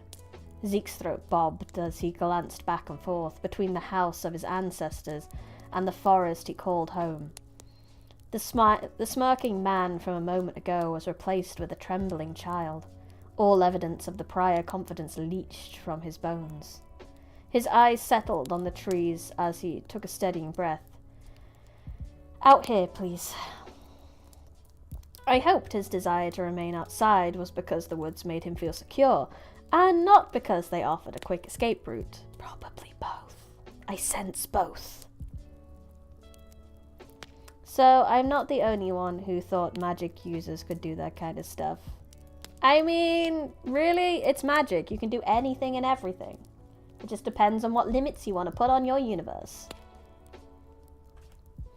I squeezed his hands and led him to the wicker chairs to wait. As we made ourselves comfortable, I couldn't help smiling in remembrance of that day not so long ago, when we sat in the same seats, meeting for the very first time. Now there was no gun in my pants and Sorry, after all the innuendo and gun in my pants, I was like, that was a gun in her pants, or was she happy to see it? God damn it. God damn it, this brain has got my, the dirty innuendo got my brain going down a stupid path. And Zeke was the one who appeared to be praying for his life. She's gonna love you. Zeke tore his gaze away from the trees to examine my face. I couldn't help noticing the way his eyes held mine. They were starving, desperate eyes. The same ones that had fed on the presence of the forest just a moment before. It was as if I was as much a lifeline as his home was. She knows she's meeting me then? Is that a gun in your pants? Are you happy to see me? Both! I have been corrupted. I don't normally make the innuendo, but the book made me make innuendo. It was the book's fault, I swear! I bit my lip. Not exactly. He flinched. I grabbed his hand before he could bolt for the woods. If I told her she was finally going to meet the mysterious boy I'd been talking to, she would have skipped running her errands to clean the whole house. I needed enough time to make you presentable before she got home, and that required leaving out the fact that you were coming at all. I didn't know if he could see the logic in my decision or not. His eyes still looked like they were... His eyes still looked like if they opened any wider, he'd pop a blood vessel. Apparently it's been turned into fox. I'm going to clip that when the stream is over. Oh no! That's terrible. Why would you do that? Oh, could you post the clip in Discord if you do clip it? You should do that. Terrible. Besides, I purred, this'll pay you back for that stunt you pulled with your own parents. He looked at me questioningly. At least you don't have to worry about my mum hexing you. The worst thing she can do is cry on your new shirt. Bless. Zeke held my gaze for a moment longer before letting out a sigh. He had to know he was getting off easy. He didn't even have to worry about my father chasing him away with a gun. Of course, I'd almost used that tactic on him myself. We didn't have time to deliberate on the matter more, though, because at that moment my mum's car turned into the long driveway. The tyres crunched over the gravel in a popping rhythm, echoing the quick beats in my heart. I might not have been as terrified as I was meeting Zeke's parents, but I had to admit I was still nervous. I wanted my mum to like Zeke, even if she couldn't know everything about him. The SUV pulled to a stop next to the house, the engine dying in a low choke. I squeezed Zeke's hand again as my mother stepped out. As she grabbed the grocery bags at the back and stared towards the house, her dark hair swirled around her face, preventing me from reading her expression to know if she'd noticed us on the porch. I didn't have to wonder for long, though. I realized the exact moment she spotted me sitting there, next to a boy, when she dropped the grocery bags on the ground. Her breathing escaped in a high-pitched gasp, just as the wind shifted, blowing her hair back to reveal her face once again. Her eyes popped as they swiveled back and forth between Zeke and me, and I smiled invitingly before motioning for her to come over and join us. Here we go! Let's meet Mum! Forgetting the grocery bag, she stumbled the last few steps to the deck and used the railings to pull herself up to our level, as if she were too weak to ascend the steps on her own. I smirked as she finally approached, wondering silently how much she would embarrass me today. Mum, this is Zeke. Her eyes latched onto Zeke, and I felt him tense next to me. I gave his hand one more pump and nudged him forward. Zeke, this is my mother Terry. Zeke jumped up on cue and extended his hand towards my mum. I sighed, internally grateful for whatever universal force that allowed my wild boyfriend to act like a proper gentleman. Pleased to meet you, Terry. She accepted his hand and shook it robotically, all while her eyes roved over him from head to toe. I knew what she was seeing, a tall, muscular hunk of a man that couldn't possibly be interested in her quiet, awkward daughter. I wondered if his scent wasn't as intoxicating to her as it was to me. I mean, you'd hope not. You'd really hope not. You don't want your mum to be into your boyfriend. That's just weird. Or if she could even detect the pine and woodsy aroma mixed in with the lingering perfume of a campfire. When her eyes glanced over and she started to sway, I decided that she could. After a full minute of staring, it became evident that my mum was incapable of speech. I grabbed her by the elbow and led her through the door, gesturing towards the forgotten groceries behind her back. Zeke jogged down the steps to grab them before following us into the house.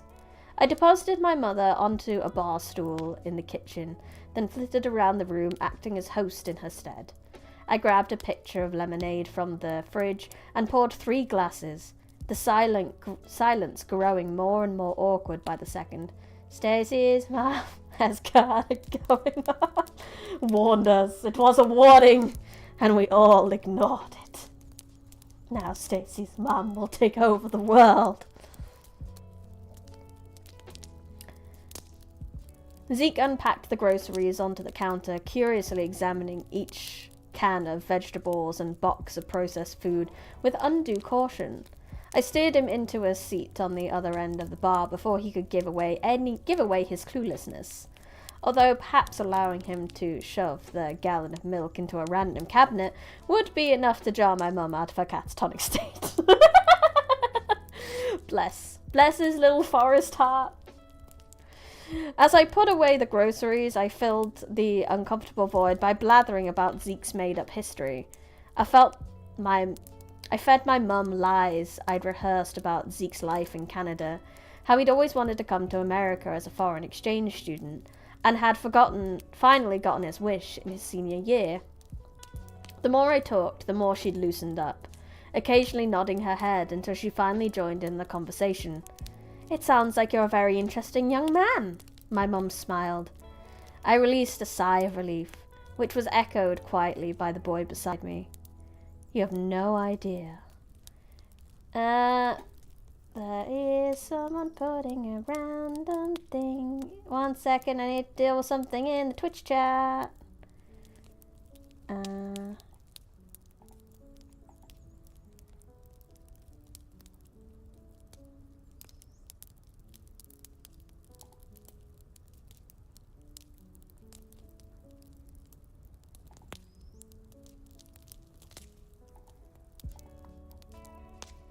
Still kind of learning how to deal with Twitch chat stuff. 1 second.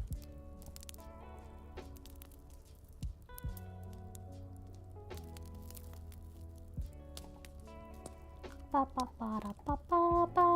there you go. Yay, that should do it.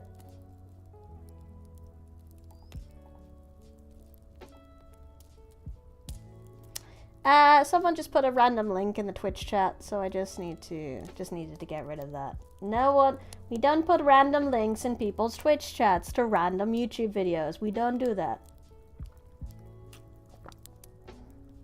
It's okay, normal size phantom. I blocked him straight off, so hopefully that doesn't seem to make it disappear from the chat though. I was hoping I could like delete it from the chat, but I'm not sure how to do that.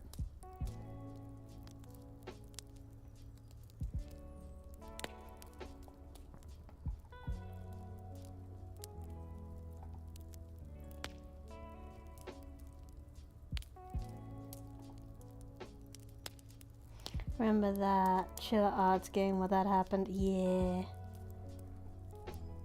Anyway, next chapter! Quick wink. Time we are 1.5 hours. Got a little bit more to go. We are 70% of the way through. We are getting there. This isn't as dramatic as I thought. Is it the rocket guy? I just quit playing the game I was playing to see what was going on. Yes, it's the rocket guy.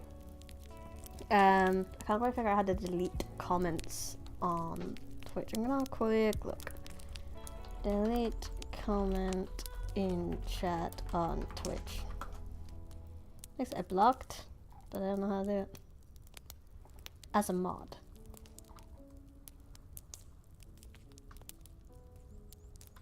However, recent updates, they have added this feature. Yes, how do we do it though?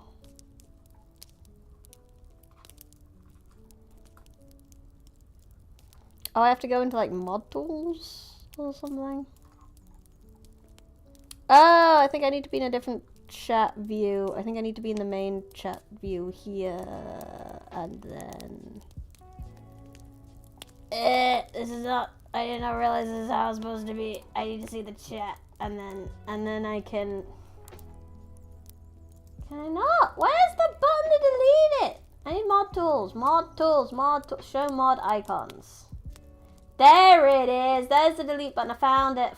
Delete message. There we go. Found it. Just took me a minute. I have learned a thing. Can I do that on this one as well? Yeah. Show mod icons. That's what I need in my life. Okay. Why is that not default? That's very silly that that's not default. Oh well, we learned a thing today. I learned how to Twitch. Anyway. Chapter 24! Why doesn't say deleted by admin? I don't know. It should say deleted though. It should be deleted. Deleted by moderator is what it should say. I don't know. I don't know how Twitch works. All I know is that the evil link is gone. Now we continue. Overall, I had to admit that the awkward meeting of the parents ordeal had gone as smoothly as possible considering my mother's personality. She didn't cry, thank goodness, and after moving past the uncomfortable ogling, she barely stared at him at all. During the next hour, we picked up an easy cadence of conversation, and mostly centered around Zeke's love of the outdoors. I made him out to be a real woodsman, chopping firewood for his parents, wood-burning stove, the hunting of wild game with his stellar archery skills. The best part was that most of the narrative we spun was based off truth. Zeke talked for hours about hunting down 12-point bucks and the satisfying feeling of letting an arrow fly. The longer we talked, the more I realized how much more there was to Zeke than just his magic. I knew this, of course, but it was a refreshing reminder that I could share plenty of details about Zeke with my friends without ever crossing into dangerous territory, the subject of magic. With this realization in tow, I rode the back seat of my mum's car with confidence that we could pull this off. I held Zeke's hand as we neared our destination, his thumb making small circles on my palm that sent warm tingles all the way up my arm. He squeezed my hand harder every time we hit a bump, and I realized with belated interest this was probably the first time he'd ever ridden in a car.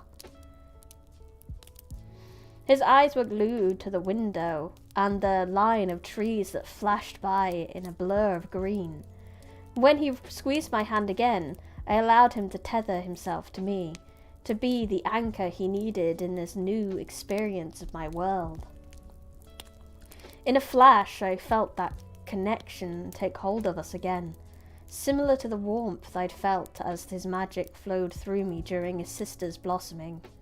It wasn't telepathy, of that much I was sure, but something so old and carnal I didn't have the words to describe it. It washed over me in a wave of unique feeling that this was right. Zeke met my eyes and grinned sheepishly, as if he knew exactly what was happening but wasn't ready to spill the secret yet. Under normal circumstances, I would have demanded he tell me he knew right then and there, but I didn't want to break this moment, whatever this was. So I smiled back at him shyly and allowed the warmth to fill my body and soul. The moment was broken all too soon, when we finally pulled into the parking lot of the school and joined the swarm of students and parents filling inside like an army of ants entering its nest.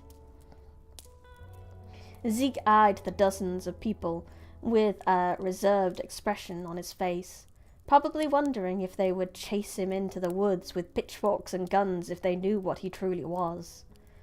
We followed an elderly couple into the gym and finally got a glimpse of the art show Miss Carson had worked so hard to put together before she was murdered.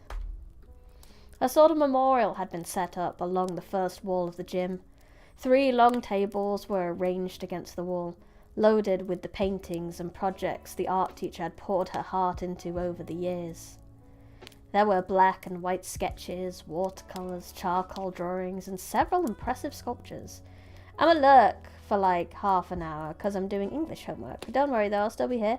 No worries, Maiden Hasegawa. You may lurk. Good luck with your homework.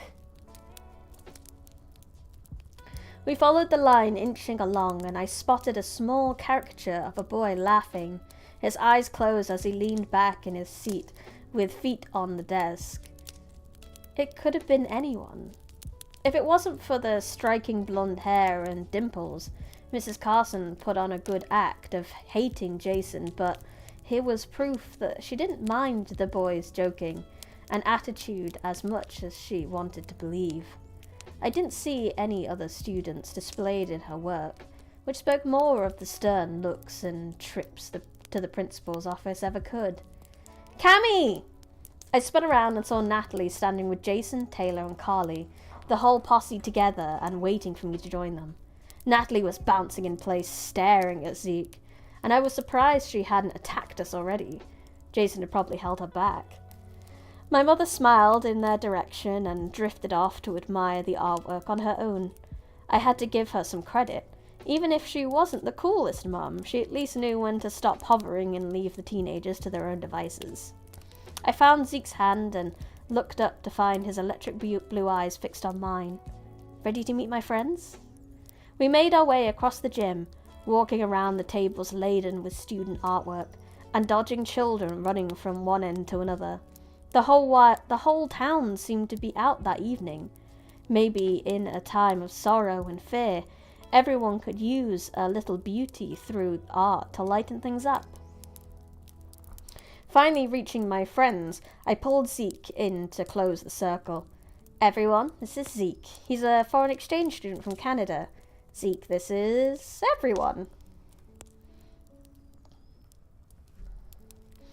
Taylor and Jason reached out and shook Zeke's hand, while Natalie looked like she might actually start drooling. Carly smiled politely, then went back to staring vacantly across the gym. So you're from Canada, eh? Jason snickered. Zeke obviously missed the joke, so I rolled my eyes on his behalf. Yeah, let's skip the rest of the Canadian jokes you have prepared. He doesn't speak French, he doesn't like hockey, and he has wrestled a bear. I laughed at their odd expression and was about to drop a just kidding when I noticed Zeke's indifference. He shrugged. Only once. Bro, only once. The boys whooped and clapped him on the back. Any fear I'd been holding on to that Zeke wouldn't fit in with my friends, or that they wouldn't think he was cool dissipated. We could do this. We could actually pull this off. Everything was going to be fine. We walked towards the closest table to begin our inspection of the art projects. Did you know that in Oklahoma that is actually legal? Wrestling a bear? I assume in most places it's legal to wrestle the bear. Whether it's advised is another question, though.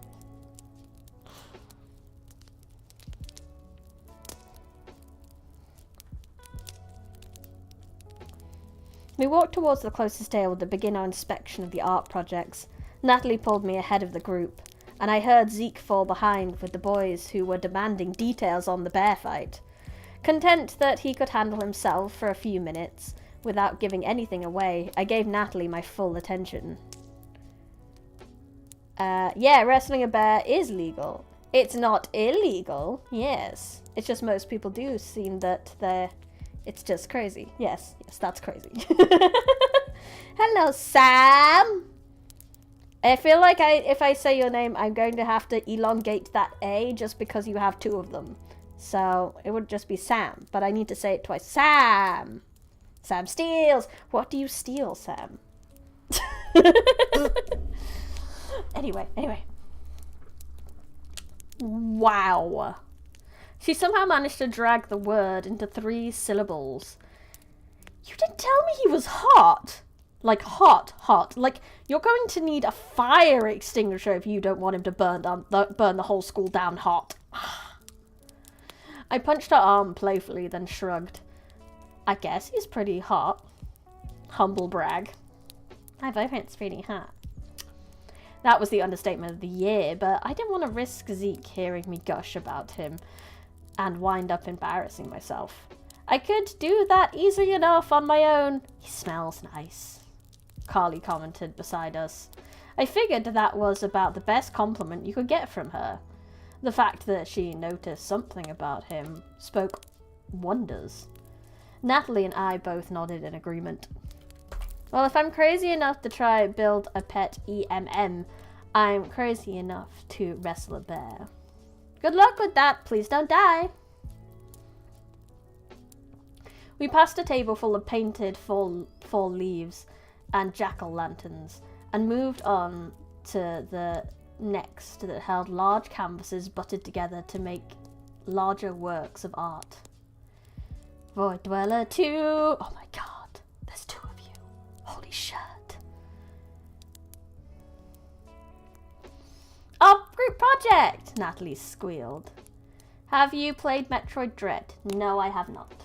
It seems like it would be dreadful! Wait, did that work? It didn't work. God damn it. But yeah, I know that was bad. Please don't leave. Anyway. 5 canvases stood side by side. I couldn't believe how well it all came together. Carly's portion was on the far left and made the lightest, cheeriest part of the cursed woods. A rabbit hopped between the lush trees, full of orange and yellow leaves that created a beautiful canopy. An eagle soared out of the picture, its wings continuing into the next canvas, which was Taylor's. His forest showed a few less leaves and slightly darker sky. A couple of monkeys hung from the branches, and a kangaroo hopped playfully towards the next painting. My rendition of the cursed woods sat in the middle. The sky peeking through the forest reflected that of a cloudy sunset, with shadows beginning to creep out from the trunks of the trees. There were just as many autumn-coloured leaves on the ground as in the air, as there were sprinkled throughout the branches of the trees. I spent most of my time perfecting the giraffe, and looking at it now, I knew I'd gotten it right. There was just the right amount of camouflage to make it appear the creature was hiding, but its eyes were fixed on me, the viewer, with depth I had no idea I was capable of capturing. The giraffe was hiding, yes, but its eyes somehow conveyed the fact that it was hiding from me, a human, just as Zeke and his people were hiding from us now. Oh no, you made chat leave, Bryony. Now you need my sensu bean tea now. Sensu bean tea would be great. I mean, sensu beans aren't just for injury. They like give you energy as well, don't they? I would love that. That would be better than any energy drink you could ever have, sensu bean tea. Moving on from my painting was Natalie's. The background a little darker, yet her trees even more naked than mine. A wolf howled at the full moon, just visible through the dark blue clouds. And a tiny trail of mist began on the right edge of the picture and continued on to Jason's. Jason's painting was the darkest of them all, with bare trees and no leaves in sight. That giant oak I remembered him slaving over stood in the middle of the picture, its arms reaching out to either side, as if it would grab anyone who dared to come too close. Red eyes peered out of the tree hauntingly. It could have been an owl, a squirrel, or a demon. Whatever your imagination made it. The mist that started in Natalie's picture grew into a thick layer of fog that concealed at the bottom third of Jason's trees. Any manner of animal or beast could be hidden in that fog, and the more I stared at the swirling layers of paint, the more I thought I could see them. Together our painting showed the gradual transition from fall to winter, day to night, and peacefulness to fear. It reflected the evolution of Green Peak's forest into the cursed woods, the creation and cultivation of a legend that was still told around campfires 100 years after its birth. Such little trees.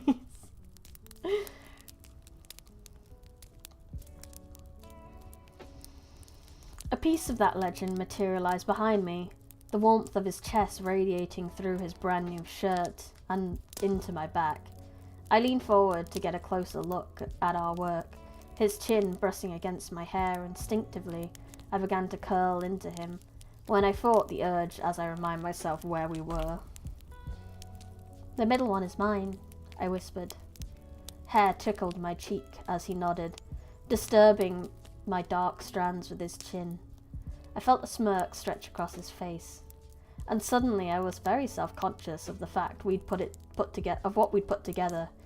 Was he offended at our interpretation of his home? Hola, toppy. Hello, welcome.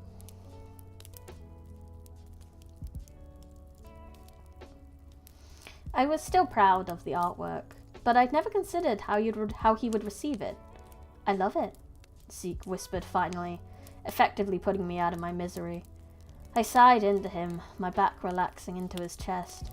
I didn't care about the gym full of people or my friends standing a few feet away, likely watching our interaction. ¿Cómo estás? I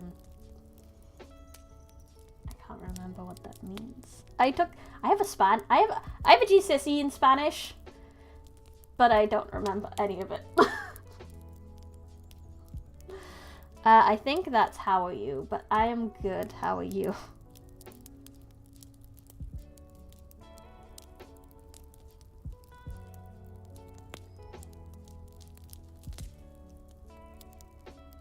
His chin brushed against my cheek, his stubble scratching my chin slightly and I felt the sensation from the car take over me once again. None of my ancestors turned into giraffes, you know. That's what he says. His chest shook as he laughed quietly. I looked around discreetly, but none of my friends were close enough to hear his breathy comment. I turned my head, whispering back, "If that's true, how do you even know what a giraffe is? You basically live under a rock." Get told. I laughed out loud at that, and I pegged him with a look that said, "Behave." He reached his hand out and touched the giraffe softly. Just because my community is isolated doesn't mean we're completely stupid. We have a way of sharing knowledge and memories with people who haven't witnessed them, as you well know. You have good pronunciation? Thank you. My mind flew back to the blossoming ceremony, when Zeke's ancestors' memories swirled through my head, connecting me to the rest of the magic wielders. Did they share images like that often? I'd assumed the ability was restricted to special rituals, like children's coming of age, but perhaps they used their abilities during any story time. It was certainly better than watching TV. Natalie stepped forward. Oh, thank you for the follow, Toppy. Thank you. Toppy. Natalie stepped forward at that moment, as if she couldn't stand being left out of our conversation for another second. Well, what do you think? Zeke detached himself and stood a more respectable distance away from me. I think you all have a lot of talent. Natalie grinned and pulled us along to examine the rest of the class's projects. The rest of the evening was a blur of colour on canvases and smiles shared with my friends. With each passing conversation, Zeke relaxed a little more, until he was initiating discussions and stories all on his own. We introduced him to a handful of teachers, and the bear story had to be acted out no less than 3 more times, as Jason and Taylor demanded. By the end of the show, I was filled with a newfound confidence that Zeke and I could make things work. It didn't matter that his family was different, and that there would always be secrets I couldn't share with my friends. I could have both lives. I could have both the lives I wanted. This here, whatever this conglomeration was, would be better than anything I could have imagined. I said goodbye to my friends and motioned to my mother that I would wait for her outside. She was busy talking to my Aunt Lacey, although I hadn't seen my uncle all evening. Uh-oh, what is the sussy uncle up to? Where am I from? I am from England, UK. I pulled Zeke out of the door and we slipped into the cool air of the slowly darkening night. Curfew wasn't for another hour, but the sun had set, and the remaining light was quickly sucked into the dark blue clouds. Me too, yay! Another fellow Brit! Woohoo! We be Brits.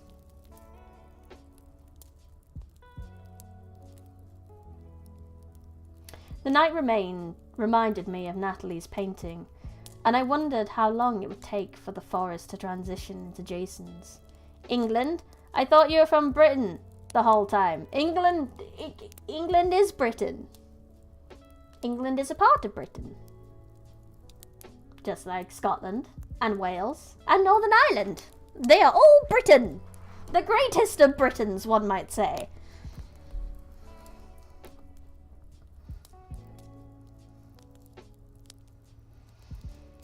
Knowing we had a few minutes before my mother came out, I wrapped my arm around Zeke's neck and settled my head against his chest. Thank you. I murmured into him. He squeezed me back tightly. You are very welcome. But for what exactly? I rolled my eyes, knowing he couldn't see them from this angle. For being brave enough to face a bunch of scary humans for me? Ah, okay. I'm just not geology smart. Geography smart. Geology is rocks. Geography is where things are. And I'm not very good at that either, to be honest.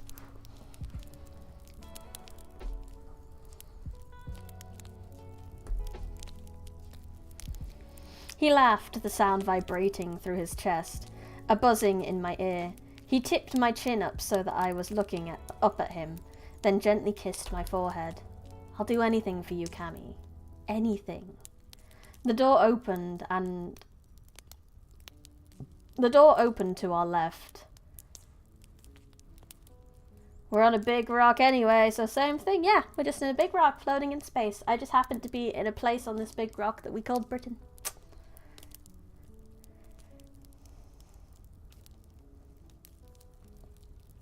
The door opened to our left, and my mother and aunt strode outside, giggling about something.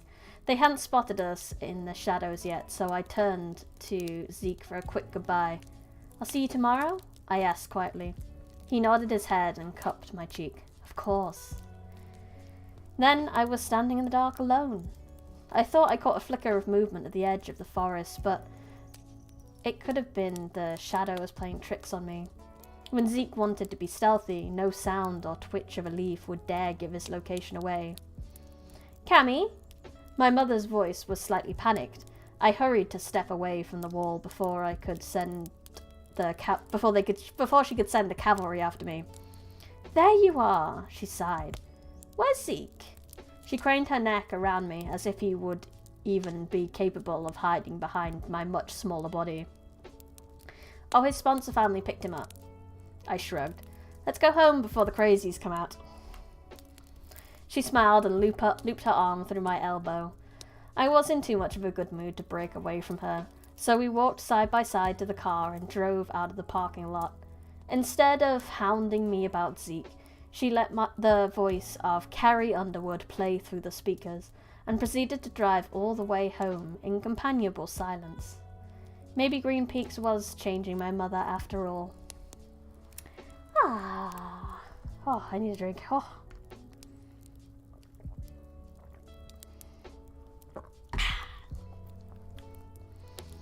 Once home, I ditched my shoes next to the stairs and began the creaky climb up to my room.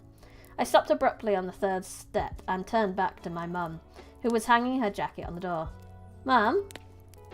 She swiveled to face me, surprise flicking across her face that I wasn't already shut in my room with the door locked.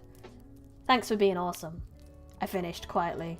Before she could turn my gratitude into a heartfelt conversation full of tears and hugging, I smiled and resumed my trek up the stairs. When I made it to the top, I shot an "I love you" over my shoulder and escaped to my room before the inevitable tears began to flow 1 story below. No feelings with mother, but I will tell you you're appreciated for not, embarrassing me in front of my boyfriend. I collapsed onto my bed and sighed. What a night. I didn't think anything could make me feel happier than I felt in that moment. Determined to prove me wrong, something crinkled beneath my back.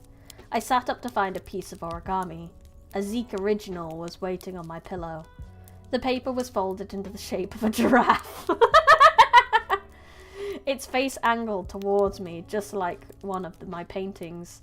If that wasn't enough to make my heart fall to bursting, then the words written across its chest in Zeke's looping handwriting would have finished the job. Anything. Duh. I'd like to say, we don't have too much time left in this stream, so I'm gonna say this, I expected some more drama in this book, especially when there's a serial killer on the loose. But that's almost been a B plot to everything else. It's so much more about this character and her, getting out of her, recovering from everything she's been through, getting a boyfriend, navigating high school. the fact that there's magic is important, but the fact there's a serial killer on the loose is such a B plot. And it's so weird. I just felt like that was going to be a more important thing somehow. Like, it's still important. Don't get me wrong. It's still the motivating point, but I felt like there would be more drama behind it. I felt like there'd maybe almost be more action because of it, but it is pure drama. Got the Higu slice of life parts, that's true. Just like real life. Yep, serial killers are not important in real life. Alright, Brady, see you again later. Nighty night, bye-bye. Got any new products for me? I want to buy new products. We don't have new products. We might have one Friday, maybe. Maybe, since it's my birthday on Friday. But anyway, it is, in fact, the end of the stream. So thank you, everyone, for coming! Thank you, anyone in the chat. Thank you, anyone on Twitch. Thank you, anyone on YouTube. Thank you, anyone who lurks. And thank you, anyone who watches the VOD. This has been Brady Smith, that in the Vin Library. If you have not already, I would highly appreciate it if you could leave a like on the video and subscribe to the channel. Or if you are on Twitch, if you could follow the Twitch, that would be really great. Obviously on YouTube, I'm getting up to 1K, nearly up to 5K. So it'd be really nice if you could help me get that far, because then I will do a subathon, and that'll be exciting. And I'd really like to claw my way up to affiliate on Twitch. That would be lovely. Let me get my end of stream list of things I have to mention, because otherwise I will forget to mention them. Okay, here it is. Cool. So, if you are inclined to support me in with monies, with your hard-earned cash, if you are feeling generous today, you can do so in many ways. You can do so by having a membership where you can get emotes, exclusive streams, a Discord channel, and merch discounts. You can also go onto the Patreon, where you can get most of what you can do for membership, minus the emotes, but plus short stories. And free books, because I wrote books. I wrote some books. I've written... Wait, is it 5 books? 4 books now? 5 books? 4 books? 5 books. 4 books. 4 books now. 5 books? I don't even know. But I've written some books about a superhero fantasy novel, so you can get free copies of those if you join the Patreon. I have a Kofi, and there is some stuff in the Kofi shop that is like some audio short stories that I read out loud, and then you can just have them. Yeah, that's just mostly throwing money at you. Sam Steels, if you are interested in this story now, there is a link in the description, so you can pick it up for yourself if you wish. The author would probably be very happy with that. So definitely, if you are interested in this story, go consider picking it up yourself and leaving reviews, because that is very important to authors to leave reviews, especially self-published authors like myself and this author. We need all support we can get with these indie novels. So please consider doing that. The last thing below, if you have some cash that you really don't want to use and would like to support a VTuber, is my merch store, which has ebooks, first edition copies that you can't get anywhere else, bookmarks, keyrings, t-shirts, a notebook, and even a nice soft pillow with my face on it, which is great. It's cute. You should get it. But I think that's all I have to shill. Just one free book, guys. The rest are at full prices. Yeah, it's just one free book, but that's pretty good. It's free. It's great. That is all I have for you. I will be back tomorrow with Minecraft. But other than that, I was looking at that pillow yesterday night. It's a good pillow. It's so soft. There's a short somewhere in my shorts of me hugging the pillow, so you can have a demonstration of how soft it is. It is good.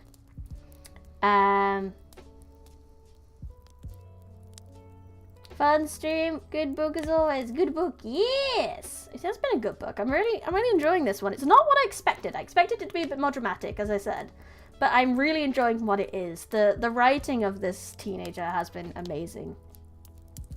I suspect we only have about 2 more streams left, so I'm gonna have to start hunting for the next book soon. Other than that, yes, I'll be back tomorrow with some Minecraft, but until then, Thank you everyone for coming. I had fun. I hope you had fun. This has been Bryony Rosesmith, Life in the Forbidden Library. Goodbye. Nope, that's the... No, where's that one? Yeah, there we go.